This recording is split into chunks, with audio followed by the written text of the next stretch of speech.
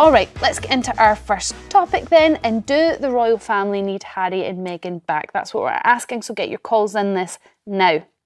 The Duke and Duchess have been branded rock stars after their recent trip to Nigeria to mark the 10th anniversary of Harry's Invictus Games. Now, the Prince wowed fans by holding a special game of volleyball for army veterans who battled terrorist groups before showing off his basketball skills at a local school. Meanwhile, Meghan won praise for an inspirational speech during which she talked about the importance of coming back home to inspire others. Take a look at this. Regardless if it's Nigeria or another country around the world, oftentimes when women reach the peak of success, they leave. But you need to come back home. You need to at least be a familiar face for the next generation to say, oh, she looks like me, and I can be that. And I think that is a really key piece in all of it, where success isn't defined by, oh, you've gotten out, you've gone somewhere else. It's defined by, and you still always want to come back home. Because that's how you're going to help shift any sort of generational pattern that might be stifling, especially for young girls who need to see someone who looks like them. Now, Meghan was referring to Nigeria there. She recently discovered that she has Nigerian heritage, but could the same apply to the UK? Do the royal family need Harry and Meghan to come home so that they can benefit from their star power? Henry, I'll start with you on this one. I mean, look at that speech.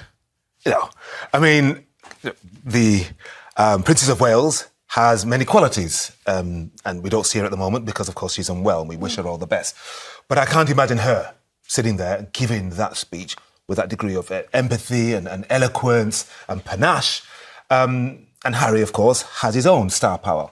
And it's particularly useful when they're going abroad, because if you look at the last few royal trips to the Caribbean, so William and Kate went there for the 70th anniversary of the Queen's reign, so back in 2022, and then Edward and Sophie, the Duke and Duchess of Edinburgh, also went to the Caribbean, and both those trips were mired in controversy and had a particular leg cancelled. And the King and Queen went to Kenya last year, and again, they were having to apologise, and there were kind of issues with those trips. None of that with Harry and Meghan. Why? Because they connect differently. When you look at Meghan, you see something different from the traditional British royal family. And if the royal family is about anything these days, it's not just about the continuity with the past, but it's about how we reflect who we are as Britain today. And the Commonwealth is one of the biggest things that the royal family holds dear, and it's what you sort of associate the royal family with. And increasingly, it's going to be difficult for the elder members of the royal family, the ones who look most traditional, to go there and get the unalloyed, glorious welcome that they used to. I mean, think about William and Kate when they went to Jamaica and they were standing atop an old army truck, and it looked like the King and Queen from 70 years ago. It looked very colonial. I mean, to be fair to them, that was something that was organised not by them. It was deeply unfortunate, and those around them should have spotted the potential pitfalls and how awful those pictures were going to look. And yes, it wasn't the best trip. I do think it's different, though, if you're saying that Harry and Meghan aren't being held responsible for the sins of the past of the royal family with slavery and reparations, which is sort of where you were going on that. Of course, they're not being held responsible. They're not working royals. They're doing their own thing. They weren't expected to stand up and apologise for slavery.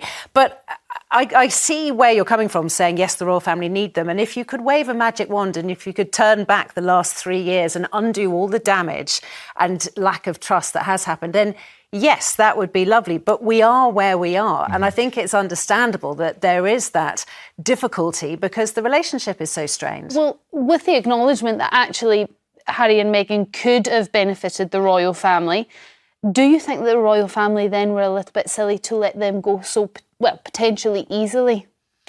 I think the whole Sandringham Summit, which was the name of that meeting where they thrashed out what Harry and Meghan were going to be allowed to do under the banner of the royal titles and what they weren't, was far too rushed. That's that they were desperate. Harry and Meghan, were desperate to get out. They pushed the royal family into a situation where it's sort of, take it or, this is what we want. And I think the royal family just said, in that case, off you go, and you're not there. There is no 1 foot in, 1 foot out situation that can become. I think if there hadn't been such a rush, then they might have been able to come to some sort of compromise. But I don't think anybody was in the mood for compromising. And of course, since then, we've had the book spare, we've had Oprah, we've had Netflix.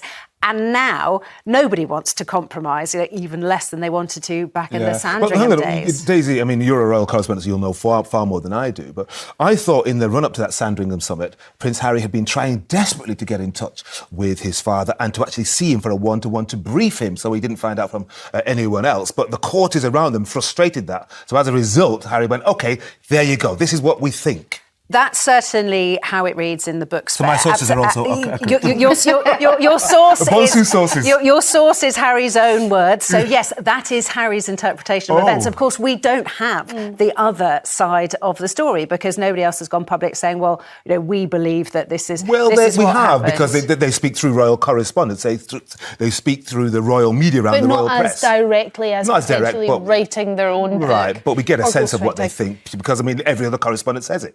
I'm going to go to the calls now and speak to Didi from London. What do you think? Do you think the royals would benefit at the moment greatly from having Harry and Meghan within the fold? Personally, I think the royal family don't need them back because from observation, while they were with the royal family, I mean, they haven't got any problems, that's Harry and Meghan, they haven't got any problems respecting other cultures in other continents, like as long as those ones are sort of like, like doing what they want. But they had a problem, like sort of like respecting the cultures and the policies of the royal family. So there is definitely something in there that's kind of like not workable. And I absolutely do not think it is the royal family's fault because if they wanted to make it work, that's if Harry and Meghan wanted to make it work, bearing in mind that Meghan had just married into the royal family and she was only in the royal family for like less than 18 months. If they stayed a little bit longer and just decided, let's see how we can work this out, it could have probably worked. But she didn't like it. They didn't like it. They decided to leave. I don't think that the royal family is to be blamed. Now, Henry Bonsu is saying that they sort of like have this kind of like connection with people that other royal family members do not have. I don't think so. Remember, they went to Nigeria on a private capacity, okay? They are not heads of state. They are not representing the monarchy. They are not representing the king. So if there's somebody like... Didi, when the people of Nigeria saw Harry and Meghan, they know that even if they are not officially members of the royal family to us, the rest of the world sees them as royal. They see that, them carrying that status. And of course, they're among the most photographed and broadcast people in the world. And of course, when Meghan comes there as a woman of colour with African heritage, of course, the Nigerians, the most populous black country in the world, 200 million people, will say, wow, you want to be part of us? Yes, please. Yeah, you want to be part of us. That's absolutely great. But what if she wasn't married to a British royal, that is Harry and Meghan? Will they have known her? Will they have given them the same treatment? I'm of Nigerian heritage, okay? We do respect our elders. We respect everyone. I mean, she was giving a statement in the, Leading Women of Africa, the conference that she was giving. And she's given the qualities of Nigerian women, like strong, resilient. I think one of the things that you should remember about Nigerian women is that we respect our elders, okay? We respect our husbands' families. We are sort of like homemakers, okay? So let's not think I understand the Nigerian tradition. Didi, I understand the Nigerian tradition, but you cannot speak for all Nigerian women. I know many Nigerian women in the UK and in Nigeria. Not all of them would subscribe to your opinion, so you have to give them the respect of understanding that they are diverse as well, especially the younger ones. They don't carry the burden of the women who are in their 70s or 80s or whatever. They will be unleashed and they want to stand in their own power. Henry, you do not know my culture better than I do, okay? You can talk about the Nigerian women in diaspora, but back home, culturally, we do respect our elders, we do respect our families, okay? We do respect our husband's family. So if something happened between the royal family, I'm not going to judge Harry and Meghan on that. Neither am I going to judge the royal family. There's definitely something that happened that didn't just make it work. And I don't feel that the royal family, should feel bad about what's happening. Of course, great things would have come out of it, but there was just definitely something about them that did not make it work. So you are judging them? Well, Didi, can I jump in here? Because what you're saying is absolutely fascinating. But, you're saying that Nigerian women respect their husbands' families. I'm sure that's absolutely true. But that didn't stop Meghan getting an incredibly warm welcome when she was in Nigeria. And I think that's the point, isn't it? She has a sort of stardom around her. Nigeria... Yeah, because Nigeria, it's known for their culture. Okay, we do give people warm welcomes. If you, there are so many Nigerian marrying European men. You should attend a Nigerian wedding and see. Yeah, you should attend a Nigerian wedding and see how like boisterous that we can be. We're so welcoming. Okay. So, like if they are doing that because she's identified with them, okay, but I don't think that is in stark contrast to, like the rest of the royal family. I think they do a great job out there. She's identified as Nigerian, but I'm thinking if she weren't married to Harry, okay, if she just identified with Nigerian as some, like an American actress who was doing well for herself, is she going to get the same reception if that connection to the British royal family wasn't there? Well, she wouldn't have been as famous, but I take your point, Dee Dee. Thank you very much for your call. Pat from Ayrshire, do you agree with Dee Dee then? The royal family don't need her. She's not going to respect their ways? No, I don't. I think they would have made two fabulous ambassadors for our country. The royal family did this with Diana. She was pushed out and she would have made a fantastic ambassador for our country. So would Harry and Meghan, and they can reach people that the other royal family members just can't because they just don't have their way. What do you think it was about both Diana and Meghan that meant that maybe there was a bit of difficulty in adjusting into the royal family, whether it was on their side or the royal family side? Nobody knows. We weren't there. But there was definitely difficulties. What do you think? There's a personality type there? Do you think it's just a really hard thing to adjust to?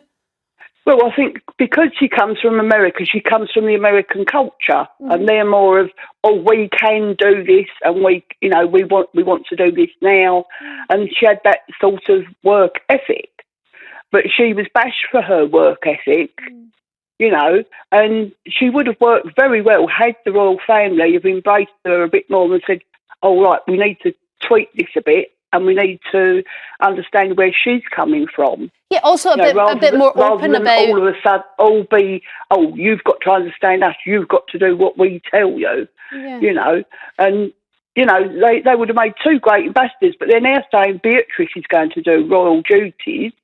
Okay. Now, she works, and Harry and Meghan were told they cannot work and do royal duties. But the royal family are doing exactly the opposite with Beatrice. I'm sorry, it's wrong. Well, I don't know whether Beatrice will continue working when she starts to take on an official capacity.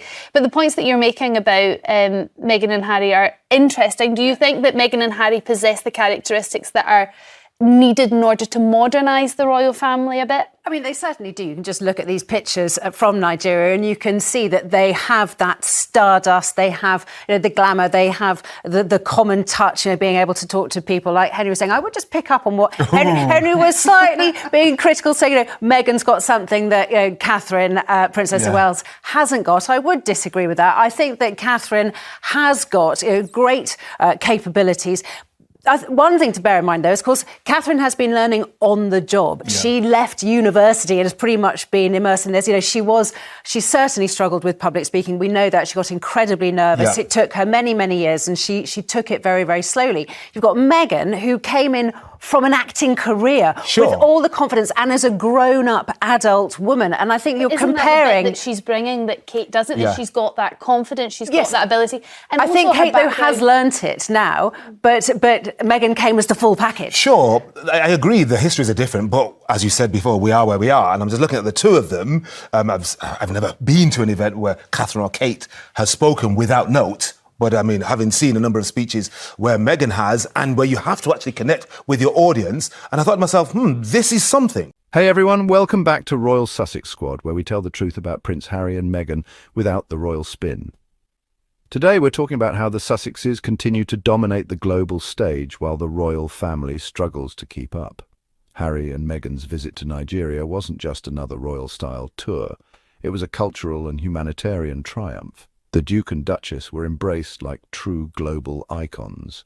Harry showed his Invictus spirit by playing volleyball with military veterans, proving once again that he walks the talk when it comes to supporting service members.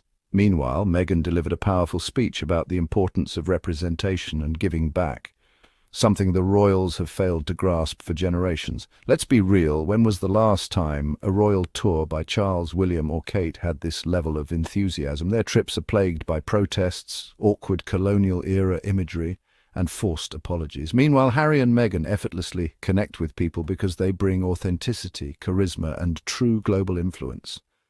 No staged photo ops, just real impact.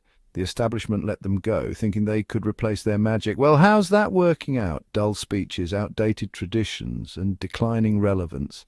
Meanwhile, Harry and Meghan are thriving, proving that they never needed the monarchy. The monarchy needed them. If you're tired of the negativity and biased media, make sure to like, subscribe, and hit that super thanks to support independent voices, telling the real story.